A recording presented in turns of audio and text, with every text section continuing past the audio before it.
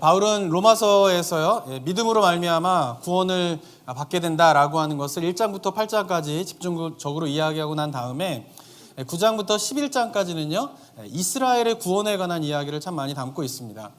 왜냐하면 오직 믿음으로 구원을 받는다라고 하는 바울의 가르침에 따르면 문제가 되는 것은 뭐냐면, 그동안 자기들은 택함을 받은 백성이기 때문에 하나님의 구원을 받고 심판을 받지 않을 것이다 라고 하는 이스라엘은 도대체 어떻게 되는 것인가에 대한 고민이 바울에게 있었기 때문에 그렇습니다.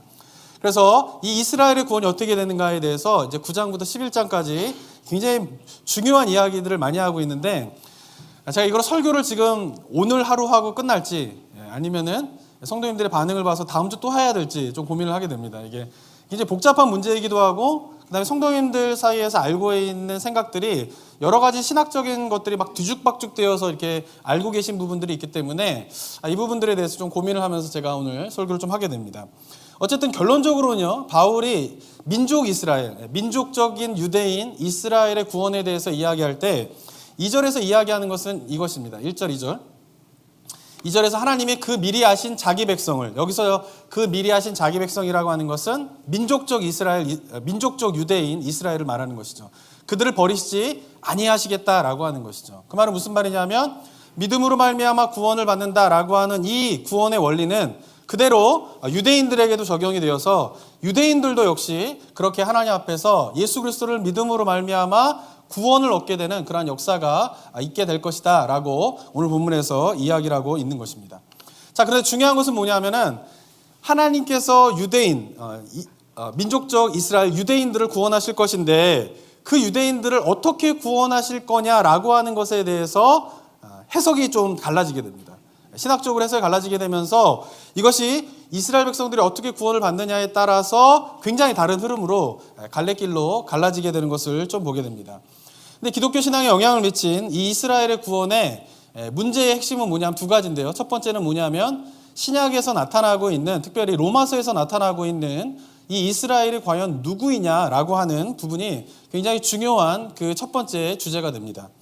그리고 두 번째는 무엇이냐면 이 이스라엘을, 하나님의 구원을 어떻게 이루어 가실 것인가에 대한 부분들이 두 번째로 중요한 신학적인 주제라고 볼 수가 있습니다. 보편적으로 구약에서는요, 이스라엘 그러면 당연히 아브라함의 혈통으로 난 혈연적인 유대인, 그들을 이스라엘이라고 이야기를 합니다. 그러나 예언자 시대 때부터는요, 새 이스라엘에 관한 이야기를 하고 있는데, 이 새 이스라엘에 관한 이야기는 뭐냐면 모세가 시내산에서 받은 언약으로 말미암아 민족적 이스라엘이 탄생되었죠. 아브라함의 혈통인, 야곱의 혈통인. 근데 그들이 분열 왕국으로 이루어지게 되면서 북이스라엘과 남유다로 갈라지게 되면서 각각 아스루와 바벨론의 멸망을 당하게 됩니다. 그러면서 그 이스라엘이 어떻게 되는가에 대한 궁금점 속에서 선지자들이 이야기하는 것이 무엇이냐면 바로 새 언약이 주어질 것인데, 그 새 언약으로 새로운 이스라엘이 등장하게 되시고 하나님께서 그 새 이스라엘을 회복하실 것이다 라고 하는 이야기가 예언서에 등장하기 시작합니다. 그리고 신약에서 그 새 이스라엘의 언약이 무엇인가에 대해서 이야기를 하고 있냐면 바로 예수 그리스도가 이 땅에 오심으로 말미암아 그리스도의 보혈의 피로 말미암아 새 언약이 시대가 시작이 되게 되었고, 그 새 언약으로 말미암은 새 이스라엘, 바로 교회가 시작되게 되었다라고 하는 견해가 보편적인 견해입니다. 그러니까 구약에서는 하나님께서 이스라엘이라고 한 민족을 선택하셨지만 그것은 뭐냐면 모든 인류를 구원하기 위한, 모든 민족을 구원하기 위한 하나의 모델로서 이스라엘을 택하신 것이고, 결국은 민족적 이스라엘만을 구원할 것이 아니라 예수 그리스도의 보혈의 피로 말미암아 모든 민족이 다 하나님 나라 백성이 되게 되고 새 언약 백성이 되게 되고, 그렇게 해서 형성되게 된 교회, 그 교회가 바로 하나님의 나라 새 이스라엘이다 라고 하는 것이 하나의 중요한 신학적인 해석의 흐름입니다. 보편적으로 이렇게 알고 있습니다. 자, 그런데 이 이스라엘이라고 하는 것을 또 다르게 해석하는 경우가 있는데, 그것은 뭐냐면 구약에서 이스라엘이든 예언서에서 나온 새 이스라엘이든 신약에서 나오는 로마서에서 나오는 이스라엘이라든 이것은 모두 다 뭐냐면은 그냥 민족적인 유대인 이스라엘을 의미하는 것이다 라고 해석을 하는 것이죠. 이렇게 해석을 하게 되는 대표적인 그런 신학적인 흐름이 세대주의라고 하는 신학적인 흐름인데요. 이 세대주의는 뭐냐면은 하나님의 구속의 역사를 세대별로 다 나누게 됩니다. 그리고 그 세대별로 각각의 구원의 방법이 다르다라고 해석을 하고 있는 것이죠. 물론 이것이 지금 세대주의의 그런 여러 가지 신학적인 발전으로 많은 변화가 일어나긴 했지만, 그러나 출발은 뭐냐면 바로 그러한 세대를 나누고 각 세대의 하나님의 구원의 방법이 다르다라는 것으로 출발을 하게 된 것이에요. 근데 이 세대주의에서 이야기하는 것은 뭐냐면은 교회를 향한 하나님의 구원의 방법과 민족적인 이스라엘 유대인을 향한 구원의 방법이 다르다라고 이야기를 하고 있는 것이죠. 그리고 하나님은 로마서 11장에서 이스라엘, 민족적인 유대인 그 이스라엘을 하나님이 교회와는 다른 방식으로 구원의 역사를 펼쳐갈 것이다 라고 가르치는 해석이 나오게 됩니다. 이런 흐름들이 두 가지가 있는 것이에요. 우리 성도님들은 둘 중에 어느 것에 마음이 많이 있는지 모르겠습니다. 아마 보편적으로 교회라고 하는 흐름이 있으실 거예요. 그런데 이 두 가지가 지금 짬뽕되어가지고 좀 이렇게 많은 한국 교회에서는 생각하는 경우가 참 많이 있습니다. 자, 그런데 오늘 제가 이야기하고 싶은 것은 뭐냐면, 이런 세대주의적인 관점에서 이스라엘이라고 하는 것이 민족적인 유대인이고 그들을 향한 하나님의 구원의 방법이 있다라고 하는 그러한 사상들이 미국에 이렇게 팽배해질 때쯤에 어떤 일이 벌어지게 되냐면, 역사 속에서 이스라엘이 팔레스타인 지역에 1948년도에 건국을 하게 됩니다. 근데 이 건국을 하게 되는 이제 사건이 일어나게 된 이유가 뭐냐면은, 이스라엘 백성들이 예수님 당시에 로마의 지배를 받게 되죠. 근데 예수님 당시에는 이스라엘이 로마의 지배를 받았지만은 그들 자치적으로 율법도 지킬 수 있었고요. 사내들인 공회를 통하여서 율법을 통하여서 뭐 이렇게 사람들을 재판할 수도 있었고요. 예루살렘 성전이 있었기 때문에 예루살렘 성전을 율법에 따라 제사를 드리는 등 로마의 지배를 받았지만 그들 나름대로의 그런 종교와 정치적인 것들을 자치권을 인정받으면서 살아갔어요. 그게 성경 속에 나오는 이야기죠. 그런데 성경이 기록된 그 이후의 사건 속에서 AD 70년경에 로마의 군대에 의해서 예루살렘 성전이 훼손을 입게 됩니다. 파괴를 당하게 됩니다. 그리고 난 다음에 이스라엘 백성들은 전 세계로 흩어지게 되면서 이제 방랑의 시절을 본격적으로 생활하게 되는데요. 1900년의 시간들 동안 유럽, 아시아, 아프리카 이런 데 다 흩어지면서 이스라엘 백성들이 디아스포라 유대인으로 살아가는 동안에 그들이 유대인으로서의 정체성을 잃어버리지 않고 지키게 됩니다. 그 이유가 무엇 때문이냐면은 구약에서 이스라엘 아브라함의 자손인 민족적인 이스라엘 그들을 하나님께서 회복시키실 것이다 라고 하는 예언이 구약에 있었기 때문이에요. 그래서 자손들에게 계속적으로 이야기하는 것이 뭐냐면, 우리가 비록 방황하고 있지만은 그러나 언젠가는 하나님께서 우리를 회복시키시고 우리를 다시금 그 땅으로, 약속의 땅으로 돌아가게 하실 것이다 라고 하는 가르침과 소망으로 1900년의 세월 속에서 자기들의 정체성을 잃어버리지 않고 계속 힘든 가운데서 살아가게 되는 것이죠. 그런 것 가운데에 대표적인 본문이 뭐냐면 아모스 9장 11절, 14절, 15절인데요. 11절에 보면 어떻게 기록되어 있냐면은, 그날에 내가 다윗의 무너진 장막을 일으키고 그것들의 틈을 막으며 그 허물어진 것을 일으켜서 옛적과 같이 세우고, 14절을 보면요, 내가 내 백성 이스라엘이 사로잡힌 것을 돌이키리니 그들이 황폐한 성읍을 건축하여 거주하며 포도원들을 가꾸고 그 포도주를 마시며 과원들을 만들고 그 열매를 먹으리라. 내가 그들을 그들의 땅에 심으리니 그들이 내가 준 땅에서 다시 뽑히지 아니하리라. 내 하나님 여호와의 말씀이시라. 이런 아모스, 이게 다른 선지서에도 나와 있지만 이렇게 아모스에서 그 이스라엘들이 회복하게 될 거다라고 하는 이거를 소망을 가지고 1900년의 세월을 유지하게 되었던 것이죠. 그러다가 1900년대 초에 어떤 일이 벌어지게 되냐면은, 유럽에서 흩어져 살던 유대인들이 이 말씀을 붙잡고 이제 약속의 땅인 팔레스타인으로 이주를 하기 시작합니다. 몇 차례의 대대적인 이주를 통하여서 1948년도에 5월 14일에는 그 팔레스타인 지역에 이스라엘이라고 하는 나라를 독립을 하고 이제 나라가 세워졌음을 선포를 하게 됩니다. 이 나라가 세워지게 되었을 때요, 이스라엘은 당연히 하나님께서 약속하신 약속의 성취로 이스라엘이 나라가 건국되었다라고 이해를 하고 있었습니다. 그런데 이스라엘뿐만 아니라 전 세계에 있는 많은 기독교인들도요, 이스라엘이 나라가 세워져서 1948년도 5월 14일 날 나라가 세워진 것은 구약에 이루어졌던 하나님의 약속이 성취된 것이다 라고 생각하면서 이스라엘의 독립, 이스라엘의 국가를 세우게 된 것을 적극적으로 모든 기독교인들이 지지를 하게 됩니다. 그것은 아까도 말씀드린 것처럼 세대주의를 중심으로 그런 일들이 막 이루어지게 되었지만은 굳이 세대주의 입장에 있었던 사람이 아니다 손치더라도 많은 분들이 이스라엘이 건국되어지고 이스라엘이 잘 되는 것은 하나님의 뜻 가운데에서 이루어지게 되었다라고 하는 생각을 많이 갖게 되면서 이스라엘 건국의 지지를 받게 됩니다. 저도 예전에는 그렇게 생각했습니다. 이스라엘을 하나님께서 예언해서 성취하셔서 그렇게 하신 것이고, 그리고 지금 이스라엘과 팔레스타인 가운데 막 분쟁이 있고 전쟁이 있고 테러가 있는데, 그런 걸 바라보면서 뭐 이스라엘은 좋은 나라, 팔레스타인은 나쁜 나라, 하나님의 뜻을 거스리는 팔레스타인 사람들, 이렇게 많이 해석을 했어요. 그리고 정직하게 좀 더 이야기한다라고 하면 그냥 팔레스타인하고 이스라엘과의 관계가 막 전쟁이 이루어지고 이런 것을 외신을 통해서 들었지만은 그렇게 관심을 갖지 않았어요. 그냥 뭐냐면 이스라엘은 그냥 좋은 나라, 그냥 팔레스타인은 뭐예요? 나쁜 나라, 이렇게 생각했던 것이죠. 왜냐하면은 그 팔레스타인의 독립기구 단체인 PLO 같은 데는 뭐예요? 이슬람의 그런 강경파들과 연관지어 가지고 뭐 테러도 하고 뭐 이렇게 한다, 이런 이야기를 많이 듣다 보니까 그냥 생각이 뭐예요? 팔레스타인은 나쁜 나라, 이스라엘은 좋은 나라, 이렇게 생각을 하면서 살아왔었습니다.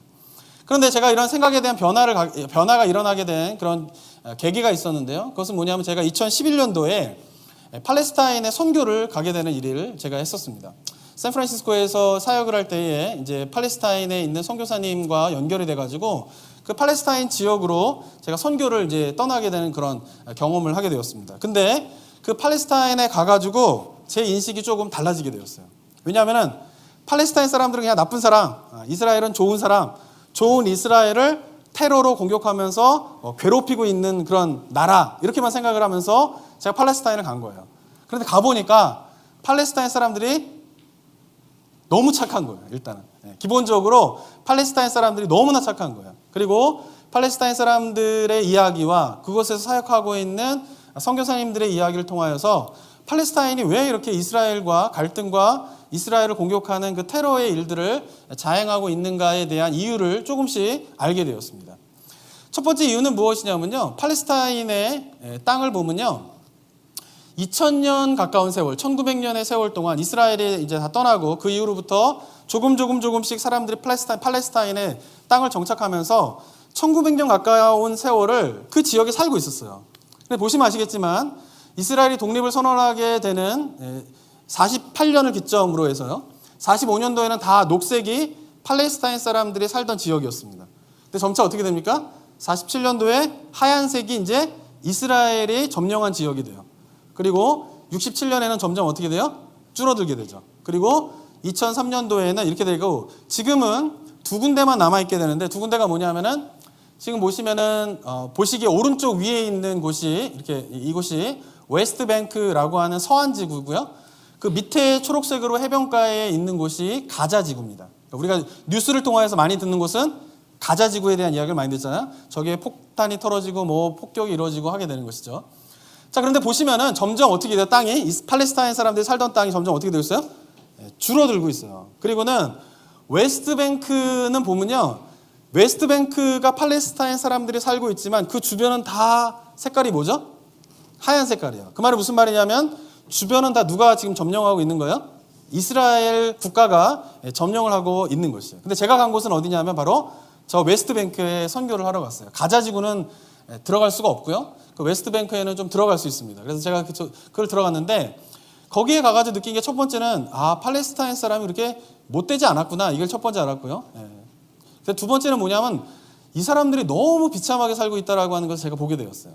근데 왜 비참하게 살게 되었냐 하면은 이 팔레스타인 사람들, 서안 지구에 살고 있는 사람들은요, 이게 외부로부터 먹을 게 들어오지 않으면 자체적으로 그렇게 땅에서 곡식을 많이 얻을 수 있는 땅이 아니에요. 너무 척박한 땅이기 때문에 먹을 곡식을 충분히 얻을 수 있는 땅이 아니에요. 그리고 또 하나 문제는 뭐냐 하면은 땅도 척박할 뿐만 아니라 물이 없어요, 물이. 그렇기 때문에 물을 얻으려고 하면 어떻게 되냐면은 외부에서 물이 들어와야지만이 물을 먹을 수가 있어요. 그런데 그 서안 지구 주변에, 웨스트뱅크 주변에 누가 다 점령하고 있죠? 이스라엘이 점령하고 있으니까 이스라엘이 이 서안 지구에 들어가게 되는 모든 물자와 물을 통제합니다. 그래서 물이 없어요, 물이. 그래서 제가 거기 가보니까 씻을 물도 마땅치 않고 먹을 물도 마땅치 않은 가운데에서 막 생활하고 있는 것을 제가 보게 되었어요. 그런데 저기서 생활하는 사람들이 물이 부족해가지고 물이 없는데, 놀라운 일은 뭐냐면요, 저 경계를 딱 넘어가면은 이스라엘 사람들이 거주하는 지역이거든요. 근데 그 이스라엘 사람들이 딱 거주하는 지역에 가면은 집에서 잔디를 키우고 있어요. 물을 쭉쭉 뿌리면서. 물을 쭉쭉 뿌리면서 잔디를 키우고 있는데 서한 지구에 있는 팔레스타인 사람들은 물이 부족한 것이. 왜 그럴까요? 이스라엘이 그 물을 다 통제하기 때문에. 그러니까 먹을 것도 부족하고 물도 부족하면서 살아가고 있는 사람들의 그런 모습을 제가 보게 되었어요. 그리고는 이 지도를 보시면은 이제 보시면 이게 이스라엘 사람들하고 팔레스타인 사람들이 같이 거주하는 지역이 있거든요. 근데 그 거주하는 지역을 보면은 건물을 보면은 저 건물에 팔레스타인 사람이 사는지 이스라엘 사람이 사는지를 알 수가 없어요. 그런데 건물 위를 보면 화살표를 보이시나요? 거기에 뭐가 있냐면은 까만 색깔 물통인데 저게 까만 색깔 물통하고 하얀 색깔 물통이 보입니다. 보이시나요? 저게 무슨 표시냐면은 하얀 색깔 물통은 이스라엘 사람이 사는 집이에요. 그리고 검은 색깔 물통은 뭐냐면 팔레스타인 사람이 사는 집이에요. 같이 거주하는 데에는 저 물통의 색깔로 그 집이 팔레스타인 사람이 사는 집인지 이스라엘 사람들이 사는 집인지를 구별하고 있다고 하는 것이죠. 그럼 왜 구별했느냐? 선교사님이 말하기를 뭐라 그러냐면 나중에 유사시에 폭격을 하게 될 때에 팔레스타인 집인지 이스라엘 집인지를 구별하기 위해서 물통 색깔을 다르게 했다라고 하는 것이에요. 그러면서 저 사람들이 생활하고 있는 비참한 그런 생활들을 보면서 참 가슴이 참 아팠어요. 아, 이게 외부에서 알고 있는 거랑은 굉장히 다르구나라고 하는 것이죠. 그리고 또 하나 제가 이제 놀란 것은 뭐냐면 제가 선교를 갔던 곳이 어디냐면 그 라말라라고 하는 지역이었는데 이 보이시나요? 라말라라고 하는 지역. 근데 그 라말라라고 하는 곳에 가게 되었는데 그곳은 특별한 동네가 있는데 그게 뭐냐면은 이 팔레스타인은 대부분 이슬람권이에요. 이 사람들이 다 이슬람권이. 근데 저 라말라에서 어떤 마을에는 크리스찬들만 모여 사는 마을이 있어요. 거기에 제가 갔어요. 그런데 저들이 이스라엘의 사람들로 인해서 굉장히 비참하고 힘들게 살고 있는데 근데 그 사람들 가운데에서 가장 비참하게 사는 사람들은 누구냐면은 크리스찬들이에요. 크리스찬. 왜냐하면 다 이슬람권이기 때문에 크리스찬이 되었다는 이유 하나만으로 사회적으로 경제적으로 많은 불이익을 당하면서 그들이 믿음을 지키면서 살아가고 있는 한 마을을 제가 보게 되었어요. 정말 신실하게 그 믿음을. 근데 더 놀라운 건 뭐냐면은 그 마을 가운데에 들어보니까 예수님 당시에 복음을 들어서 예수 그리스도를 믿어서 신앙을 지킨 사람이 2000년 동안 신앙을 지킨 집안이 그 마을에 있다라는 거예요. 어쩌면은 그들의 조상은 예수님이 전한 복음을 듣고 예수님을 믿었을 수도 있고 예수님의 제자들이 전한 복음을 듣고 예수님을 믿을 수 있었던 거예요. 그리고는 2000년의 세월 동안 저 마을에서 신앙을 지키면서 저기에 이슬람도 들어오고 이슬람이 지배를 당하고 막 그러면서도 그 2000년에 그 신앙을 지키면서 살아온 집안이 있다라고 하는 얘기를 듣고 제가 깜짝 놀랐어요. 그리고는 너무 제 자신이 부끄러운 마음도 좀 들었습니다. 근데 제가 이런 거를 이제 보면서 느끼게 된 것은 무엇이냐면은 외부에 알려지고 있는 저 이스라엘과 팔레스타인 상황은 철저하게 누구 중심으로 지금 알려지고 있냐면은 이스라엘 중심으로 알려지고 있는 것이에요. 이스라엘의 건국을 해서 저 땅에서 점점 땅을 빼앗기게 되고 그리고 빼앗기게 되면서 이스라엘 때문에 굉장히 고통받고 있는 팔레스타인 사람들이 얼마나 많은가에 대한 거는 외부로 알려지고 있지 않아요. 왜냐하면 철저하게 그 모든 정보들을 다 이스라엘이 통제를 하고 있기 때문에 그래요. 제가 이 웨스트뱅크인 라말라 지역으로 들어갈 때도 어떻게 들어갔냐면 바로 저 라말라 지역으로 들어갈 수가 없어요. 어떻게 들어가야 되냐면은 이스라엘인 텔아비브라고 하는 수도를 통하여서 비행기에 내려가지고 거기서 육로로 들어가야 돼요. 근데 제가 만약에 텔아비브에 딱 도착했을 때 입국 신고를 할 때에 사람들이 팔레스타인 지역에 가려고 하느냐 이런 걸 물어봐요. 그럼 제가 뭐라고 대답했을까요? 안 간다 그랬죠. 간다. 그럼 못 들어가요. 못 들어가요. 그래서 제가 선교를 하러 팔레스타인 지역으로 선교를 하러 왔지만 이스라엘 텔아비브에 내려가지고 팔레스타인 지역에 갈 거냐? 안 갑니다. 오케이. 그럼 나 나가요. 그리고 이제 팔레스타인 쪽으로 간 거예요. 근데 팔레스타인 지역에 가가지고 이제 사진도 찍고 뭐 이런 걸 했잖아요. 근데 저는 이제 어떻게 했냐면은 텔아비브로 들어와서 이제 팔레스타인에서 사역을 하고 난 다음에 그다음에 예루살렘에 가서 이제 사역을 마치고 난 다음에 성지순례를 좀 하고 그다음에 이집트를 통하여서 나와서 이제 아무런 문제가 없었어요. 그런데 저희 일행 중에는 그 이집트로 가지 못하고 일정상 저기 그 텔아비브로 들어와서 웨스트뱅크에서 사역을 하고 난 다음에 예루살렘에 들렸다가 다시 텔아비브로 나가야 하는 청년이 있었어요. 근데 그 청년의 얘기를 들어보면 뭐냐면은 그를 나갈 때에 공항에서 검색을 철저하게 한다는 거예요. 이 사람이 어딜 갔다 왔는지 안 갔다 왔는지 확인하기 위해서, 팔레스타인을 갔다 왔는지 안 갔다 왔는지. 그래서 가져간 사진기 다 뒤져보고요. 가져간 노트북 열어가지고 노트북 다 뒤지고요. 그 다음에 책이나 가방 같은 거 다 뒤져가지고 만약에 팔레스타인에 가가지고 방문한 흔적이라도 발견되면 그때부터 문제가 심각해지는 거예요. 출국이 안 될 수도 있어요. 그럴 정도로 어떻게 하면 철저하게 팔레스타인에서 어떤 일이 일어나고 있는가에 대해서 이스라엘에 철저하게 통제를 하면서 그렇게 지내고 있다라고 하는 것이죠. 그러면 제가 예전에 그냥 팔레스타인은 나쁜 사람, 그리고 저는 어떻게 생각했냐면은 구약에 보면은 이제 블레셋 사람들 있잖아요. 근데 우리나라 말은 그래도 블레셋, 그러니까 블레셋이 팔레스타인 사람하고 어떻게 관련이 있는지 모르겠지만은 이렇게 잘 감이 안 오지만 영어로 보면 블레셋이 뭐죠? 팔레스타인이에요, 팔레스타인. 그러니까 구약에 보면은 그 팔레스타인 사람들이 어떻게 해요? 하나님으로부터 저주를 받는 거잖아요. 그렇게 되면서 어떻게 해요? 그런 구약에 있었던 하나님의 심판을 받고 저주를 받는 그 일이 지금 이 시대에 이스라엘 주변에 있는 팔레스타인 사람들에게도 그대로 있는 것이다 라고 생각하는 경우가 많이 있다는 것이죠.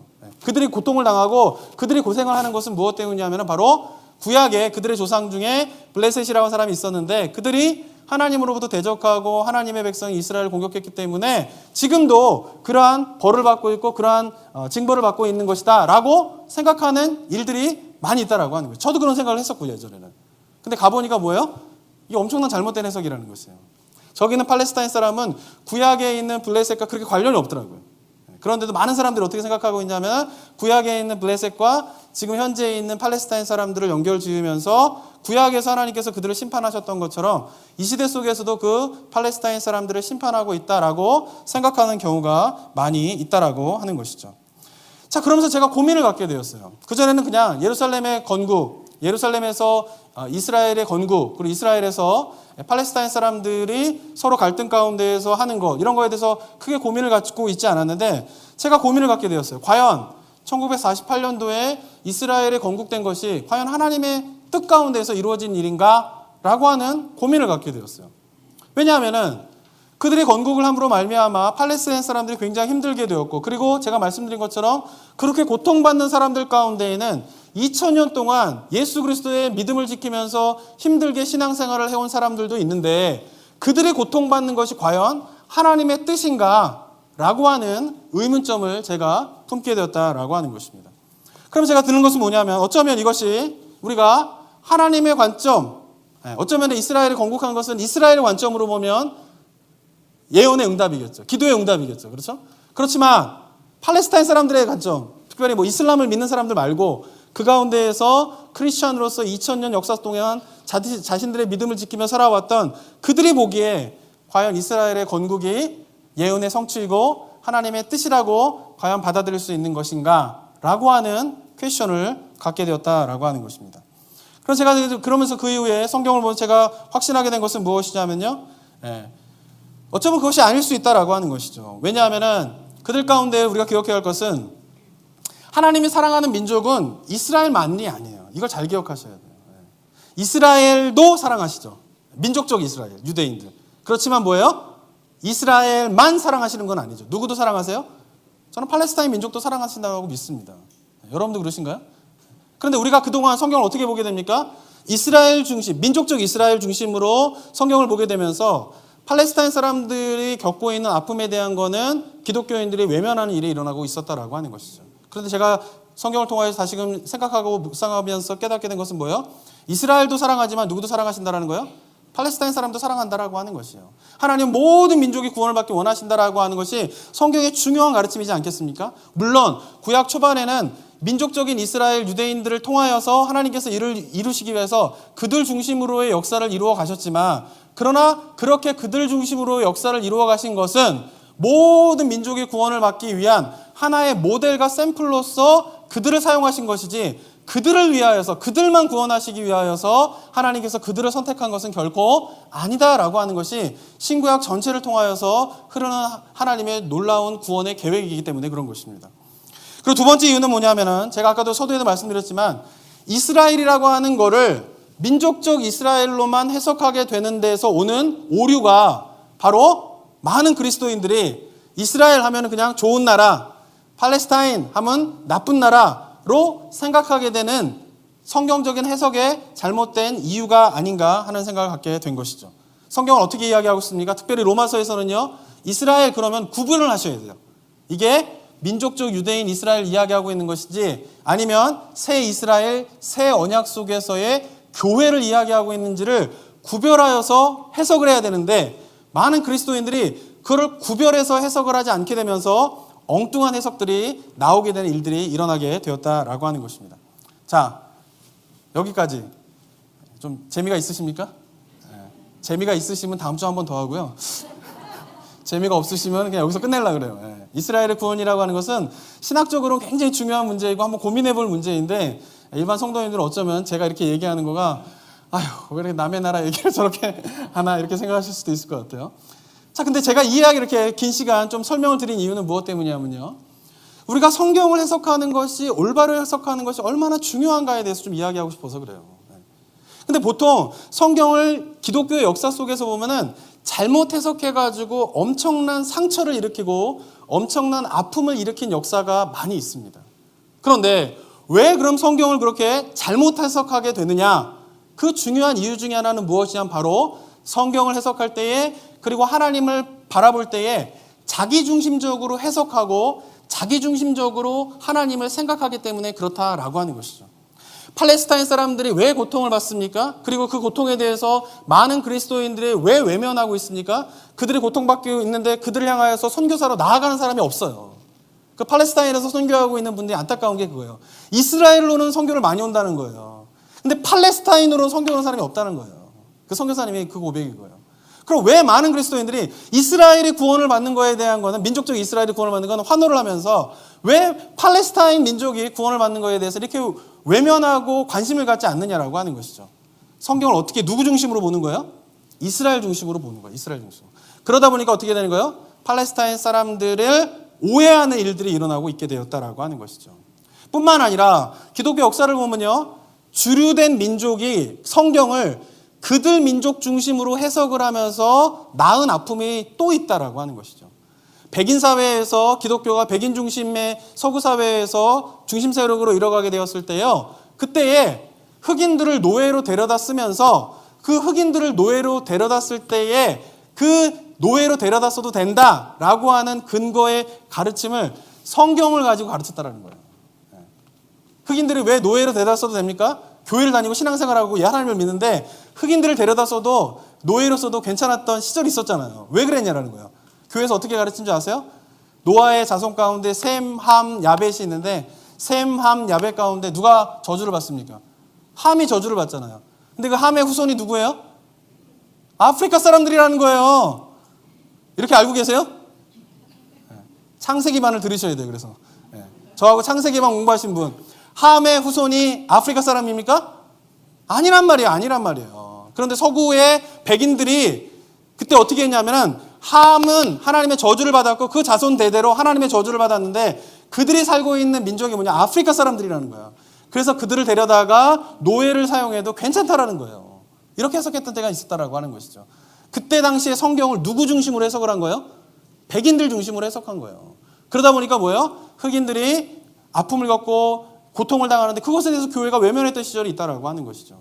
그러니까 역사를 보면은 자기중심적으로 이렇게 해석을 하면서 상처를 낳게 되는 일들이 굉장히 많이 있는 일들이 일어나고 있다라고 하는 것이죠. 사랑하는 성도 여러분, 우리가 성경을 어떻게 해석해야 됩니까? 자기중심적으로가 아니라 누구의 관점으로 자꾸 해석을 하셔야 돼요? 하나님의 관점으로 해석을 해야 된다라고 하는 것이죠. 그런데 기독교 역사 속에서는 그렇게 잘못된 해석으로 고통과 실수의 역사가 반복된 적이 굉장히 많이 있다라고 하는 것이죠. 자, 그렇다면 기독교 역사 속에서만 이렇게 반복되었고 우리들은 거기서부터 자유로우냐? 저는 그렇게 생각하지 않아요. 이 시대의 많은 그리스도인들도 성경을 보면서 기도를 하면서 하나님에 대해서 생각할 때에 하나님 중심으로 성경을 바라보고 하나님 중심으로 하나님에 대해서 기도하는 것이 아니라 내 중심으로 성경을 바라보고 내 중심적으로 기도하는 경우가 얼마나 많이 있는지 모른다라고 하는 것이죠. 제가 사랑하는 선배 목사님이 한 분 계신데요. 동부에서 이제 사역을 하고 계십니다. 근데 그분은 이제 좀 작은 교회를 사역하고 있는 목사님인데 그분이 어느 날 페이스북에다가 글 하나를 올리셨는데 이 글이 생각할 내용들이 굉장히 많이 있기 때문에 제가 한번 허락도 받지 않고 인용을 해서 성도님들에게 한번 들려드리도록 하겠습니다. 제목은 뭐냐면요, 응답이라고 하는 글이에요. 응답. 하나님, 내일 새벽 기도를 안 드리면 안 될까요? 왜냐하면요, 다들 안 나오는 새벽 기도에 왜 꼭 저희 가족만 가서 드려야 하나요? 사실 몸도 좀 피곤하고요. 그리고 말씀 준비도 잘 안 되고요. 그리고 오늘 밤 잠도 잘 못 잘 것 같은데, 그러고 난 다음에 새벽 기도 가야 할 것 같은데, 기도는 집에서 해도 되는데 굳이 멀리 교회까지 가야 할 필요가 있을까요? 하나님이 응답이 없으셨다. 겨우 말씀 준비를 마치고 몇 시간 눈을 붙이고 일어나서 옷을 입고 나갈 준비를 하는데 사모가 갑자기 알려준 소식 하나. 여보, 밖에 눈이 오는데요? 응? 바라보니 눈보라가 휘몰아치고 있었다. 서부에 계신 분들은 이해가 되지 않지만 동부는요, 눈이 오면요 주일 예배도 주일 예배 오지 마세요 이러는 경우가 있어요. 예배 너무 위험하기 때문에 눈보라가 휘몰아치고 있는 것이죠. 그래서 이 새벽에 교회까지 가는 것은 위험하기 때문에 유일한 새벽기도 참가자인 우리 부모님께 연락을 드리고 조용히 방으로 와서 혼자 새벽기도를 하기 시작했다. 하나님, 이것이 제 불평의 응답이신가요? 우리가 기도할 때 너무 쉽게 빠지는 함정, 뭐 그런 것이 있다고 생각한다. 기도를 할 때에 하나님의 뜻을 구한다고 하면서 대부분의 기도는 내 소원을 말하고 그 소원이 이루어지기를 바라는 것이다. 소원의 세계가 강할수록 기도 응답이 더디거나 안 이루어질 때에 원망과 불평도 커지게 되어 있다. 새벽 기도 가기 싫다고 유치한 투정에 눈으로 하나님이 응답하셨다? 라고 생각한다면 나 혼자만의 세계에 빠져 사는 이기적인 그리스도인일 수밖에 없다. 얼마나 많은 사람들의 이해관계가 이 새벽에 내리는 눈 속에 얽혀져 있겠는가. 그런데 나만의 기도에 하나님이 응답하신 거라고 생각하다니. 우리는 때때로 열심히 간구하는 기도에 하나님은 여전히 답이 없으시다. 당연하다.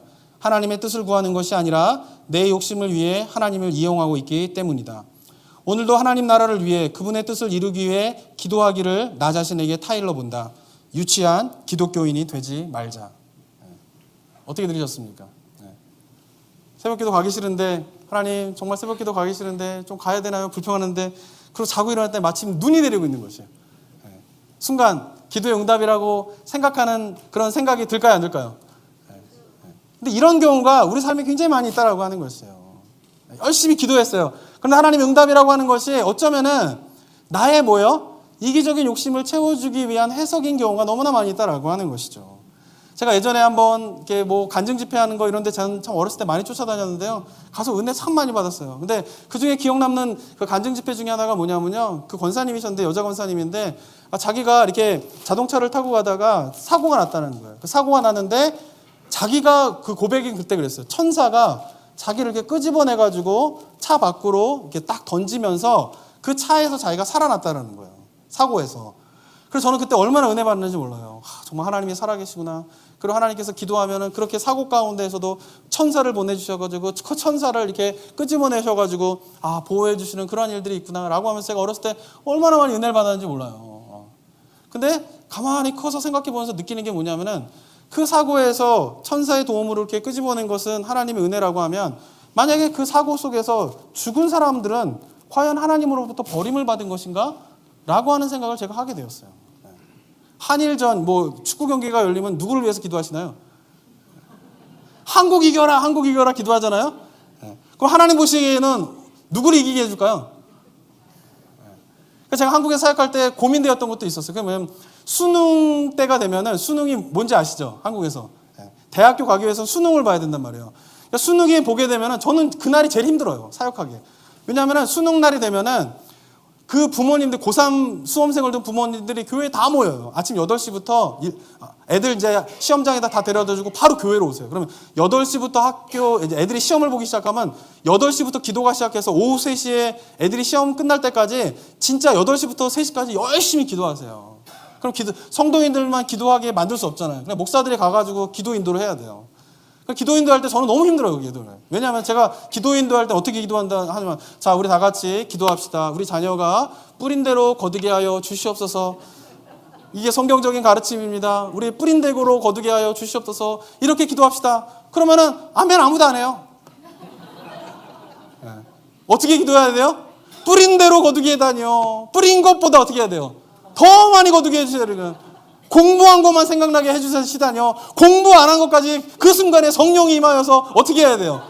기억나게 해주셔야 되잖아요. 심지어는 그냥 연필을 굴려서 찍더라도 그 찍은 대로 임하소서. 기도의 제목이 이렇단 말이에요. 그런 분들과 같이 기도하는 게 전 너무 힘들었어요. 그래서 제가 기도해야 하는 건 별로 인기가 없었어요. 저는 뿌린 대로 기도해 합시다. 이렇게 막.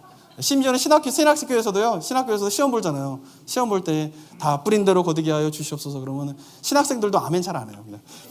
다른 데는 아멘, 아멘 크게 하던 사람도 자, 이 시간 중간고사 위해서 기도하겠습니다. 교수님이 기도하면서 뿌린 대로 거두게 하여 주시옵소서. 신학생들도 아멘 안 한단 말이에요. 그러니까 우리가 이런 기도를 하고 있다라고 하는 것이죠. 그죠? 근데 생각해 보세요, 한번. 우리 아들이, 우리 딸이 정말 하나님의 은혜로 말미암아 공부를 많이 안 했는데 그날 성령께서 임하시고 성령께서 이끌어 주셔가지고 시험을 잘 봤어요. 그래서 좋은 대학에 들어갔어요. 그런 일이 일어났다고 생각해 보세요. 그럼 그게 하나님의 은혜라고 고백을 한다라고 하면 그 공부를 안 한 것, 공부한 것보다 더 많은 좋은 성적을 얻어가지고 대학교를 가는 사람이 있다라고 하면 어떤 사람도 있게 될까요? 그 대학을 못 가는 사람도 있을 거 아니에요. 한 명이 들어가 한 명은 떨어져야 되는 것이잖아요. 그죠? 그럼 뭐냐라는 거예요. 하나님의 관 역사는. 이런 하나님의 역사에 대한 것들을 생각하지 않고 우리는 때때로 우리의 기도가 어떻다라는 거예요? 너무나 자기중심적으로 한다라고 하는 것이죠. 기독교 역사 속의 성경을 자기중심적으로 해석하면서 많은 아픔이 일어났던 그 일들이 개인들의 삶 속에서도 하나님 중심이 아니라 나 중심적으로 기도하는 생활들을 하면서 성경을 바라보면서 우리가 바라봐야 할 놀라운 하나님의 뜻을 깨닫지 못하고 우리가 바라봐야 할 놀라운 하나님의 뜻 가운데 들어가지 못하고 우리가 바라봐야 할 놀라운 하나님의 뜻 가운데 우리가 들어가서 그 속에서 주님이 이끄시는 대로 살아가게 될 때에 누리게 되는 영적인 자유함이 얼마나 큰지를 알지 못한 채에 그저 나만을 위한 기도로 우리가 신앙생활에 끝나버리는 경우가 얼마나 많이 있냐라고 하는 것이죠. 사랑하는 성도 여러분, 이러한 편협하고 자기중심적인 성경의 해석이 교회에 팽배해지게 되면서 이 시대 속에서 교회가 사회에 비춰지는 모습은 어떻습니까? 너무나 편협한 거예요. 너무나 비정상적이에요. 그리고 어떻게 해요? 자기들만을 위한 신앙을 하고 있다라고 손가락질을 받는 것이 이 시대의 교회의 모습이 아니겠냐라고 하는 것이죠. 저는 그런 이야기를 들을 때마다 마음이 너무 아파요. 왜냐하면은 내가 믿는 하나님은 그렇게 편협한 분이 아니잖아요. 내가 믿는 하나님은 그렇게 어떻게 해요? 편애가 있는 분이 아니잖아요. 내가 믿는 하나님은 그렇게 비상식적인 분이 아니잖아요. 근데 세상 사람들은 교회를 보면서 교회를 그렇게 생각할 뿐만 아니라 하나님에 대해서 하나님은 편협하고 편애가 있고 자기중심적이고 그리고 하나님께서 그렇게 이상한 하나님으로 비춰지고 있는 이 시대의 모습 속에서 가슴이 너무나 아프다라고 하는 것이죠. 그런데 그 원인이 어디에 있습니까? 성도님들이, 이 시대 그리스도인들이 무엇을 중심으로 성경을 보는 거예요? 하나님 중심으로 보는 것이 아니라 자기 중심적으로 성경을 보고 기도하는 가운데 있다라고 하는 것이죠. 물론 사랑하는 성도 여러분, 인간은 자기중심적일 수밖에 없지만 그런 한계가 있어요.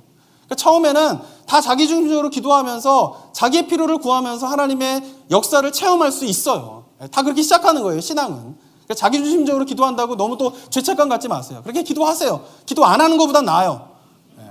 그런데 우리가 신앙생활을 해가면서 처음에 1, 2년은 그렇게 믿고 넉넉하게 잡아줘서 한 5년 동안은 그렇게 기도하고 신앙생활하는 거 괜찮아요. 근데 교회를 열심히 다니고 예배를 빠지지 않고 성경을 배우게 됐는데도 10년이 지나도 20년이 지나도 여전히 나의 기도는 자기중심적이고 여전히 성경을 보는 것은 자기중심적이다라고 하면 그 신앙은 문제가 있는 신앙이 된다라고 하는 것입니다. 사랑하는 성도 여러분, 우리가 어떻게 해야 됩니까? 하나님께서 우리에게 가르쳐준, 예수님께서 우리에게 가르쳐준 기도를 잘 기억하셔야 돼요. 하나님이 제자들에게, 예수님이 제자들에게 어떻게 기도하라고 가르쳐주고 계십니까? 뜻이 하늘에서 이루어진 것처럼 땅에서 이루어지게 하여 주시옵소서. 이게 뭐예요? 우리가 나아가야 할 신앙의 모습인 것이에요. 하나님의 뜻이 하늘에서 이루어진 것처럼 이 땅에서 나의 삶 속에서 내 인생 속에서 이루어지게 하여 주시옵소서라고 내 뜻보다는 하나님의 뜻을 사모하면서 나아가는 신앙인의 모습이 우리 성도님들의 신앙인의 모습이 되었으면 좋겠습니다. 함께 기도하도록 하겠습니다. 사랑하는 성도 여러분, 이 시간 기도하며 나아갈 때에 우리의 모습들을 좀 돌아보면서 정말 하나님의 뜻을 바라보는 우리 성도님들이 되었으면 좋겠습니다. 그 하나님의 뜻이 하늘에서 이루어진 것처럼 부족하고 연약하지만 나의 인생 가운데도 이루어지기 원합니다 라고 하는 그 하나님의 뜻을 구하며 나아가는 우리 성도님들 되게 하여 주시고, 그 다음에 우리가 기도해야 할 것은 그렇게 됐을 때에 하나님께서 어떻게 약속하고 계십니까? 먼저 그의 나라와 그의 일을 구하라. 그리하면 이 모든 것을 너에게 더하여 주시리라 라고 약속하고 있습니다. 이 약속을 바라보면서 우리가 내 뜻이 아닌 하나님의 뜻을 바라보면서 살아가는 신앙인의 모습을 우리가 우리의 고백을 담아서 한번 주님 앞에 결단하며 기도하며 나아가도록 하겠습니다. 기도하겠습니다. 아버지 감사드립니다. 주님께서 이렇게 하여 주신 시간을